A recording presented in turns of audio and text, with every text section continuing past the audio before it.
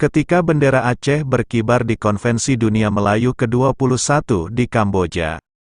Ini bukan hanya simbol dari identitas Aceh yang kuat, tetapi juga merupakan ekspresi dari solidaritas yang mendalam di antara komunitas Melayu di seluruh dunia.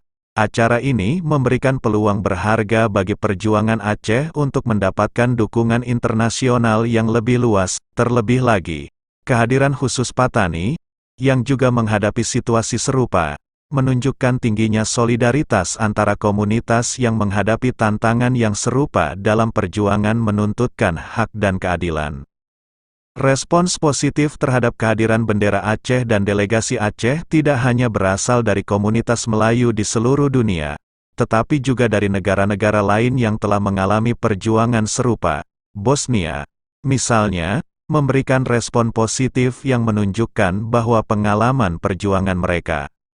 Kehadiran Aceh di Konvensi Dunia Melayu ke-21 telah membuka peluang untuk pertemuan-pertemuan lebih lanjut dan kerjasama yang lebih erat dengan komunitas internasional. Pertemuan akan dijadwalkan untuk membahas dukungan yang dapat diberikan kepada perjuangan Aceh dan upaya untuk mencapai keadilan dan kemakmuran di wilayah tersebut.